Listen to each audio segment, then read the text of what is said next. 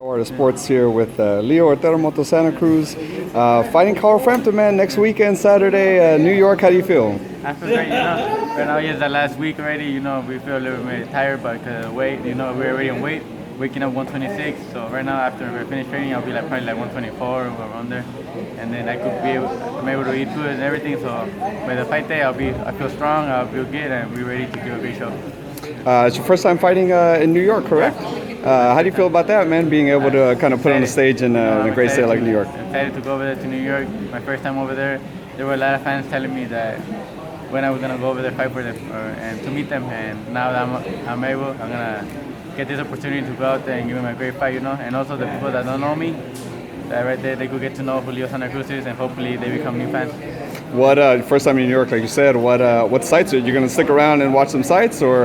Probably when I have time, I'm gonna probably go walk around, see some places. But if not, maybe after a fight, we'll see how it goes. Carl Frampton's a lot shorter than you.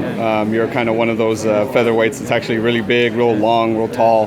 How do you kind of deal with that, like him kind of bullying his way in and kind of stuff like that? Yeah, well, no, he's a strong fighter. He's gonna try to bully his way in.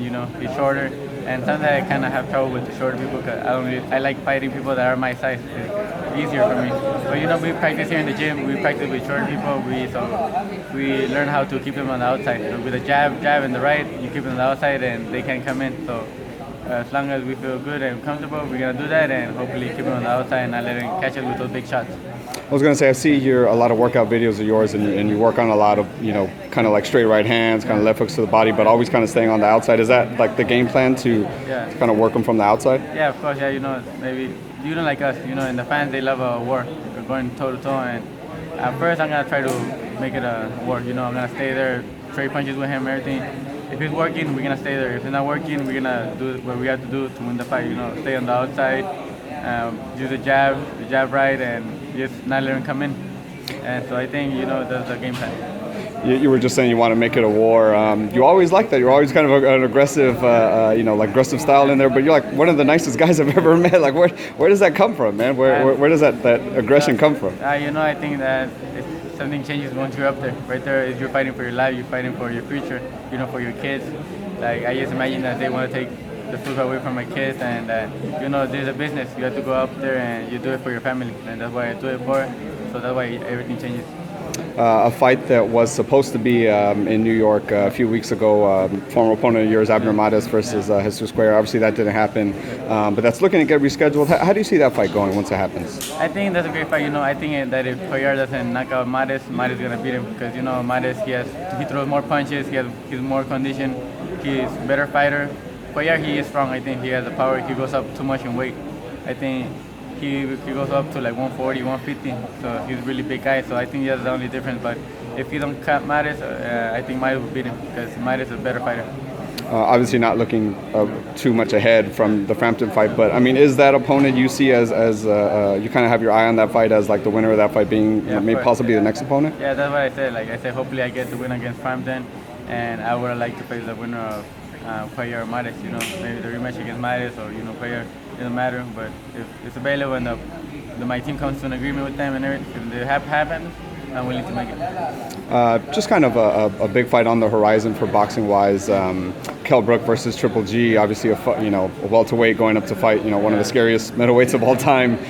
What's kind of your opinion on Kell Brook doing that? Well, if he's doing it, it's for a reason. Probably he feels confident that he could, and he has the ability to beat him because he's fast, he moves really good and everything. So I think that if Golovkin doesn't catch him, I think Brook will win him a decision because he could throw him. He's really fast, so he's gonna throw a lot of punches and then move. And if he don't get caught, he could win the decision. But I think as soon as Triple G catches him with one of those big shots, he's gonna drop him because he's jumping I think 1 or 2 weight divisions, so it's gonna be too much heavy for him. Well, why is it that you think Triple G can't get 160 pounders to fight him, where he has to like kind of look at welterweights and stuff?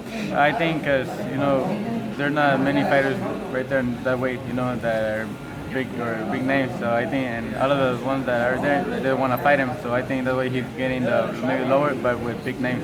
They're big names, but they're lower class. So, but they're kind of attractive, but still, it's not. I don't think it's a good idea. Is that something we're gonna see Leo do? Move up to like 135, fight Mikey Garcia or something like that? Of course, yeah, that's my plan. Right now 126, I want to move up to 130.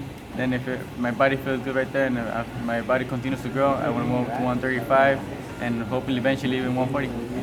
And just kind of last question. We're here, obviously, Friday, the week before your fight, kind of fan appreciation day. We got a bunch of fans here, here to support you and stuff. You're one of the only fighters that I know does stuff like this, kind of open workouts, has the fans here. Gonna have music here, all that. Like, what does your fan appreciation mean to you? Well, it means giving back what they give to me. All their love and the support they always give me.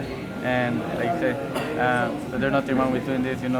That's why this is a way of showing them my love back. That everything they give me, like I'm here thanks to them.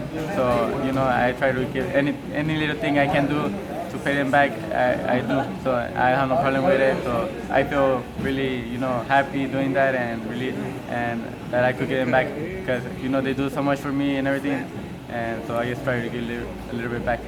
And obviously, people who know your dad's going through kind of his health issues, just kind of give the fans an update. Like, how is he doing? How's everything? Right now my dad's doing really good. Thank God and thank the fans for all the prayers. There've been a lot of fans telling me that everything was gonna be good, that they're praying for him. So I want to thank them, all the fans, all the people, for the prayers.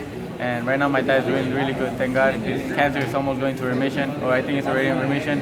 From 1,000 something blood count, it dropped to 9 right now. So it's dropping really fast, and he's feeling good. He don't feel that tired or nothing. So right now, we're ready to go to New York. Yeah. Well, that is excellent news, man. It's just really great news. God bless, and thank you so much for the time, and appreciate you always putting on a great performance for us. Thank you. Thank you very much. Thank you, brother. Appreciate it.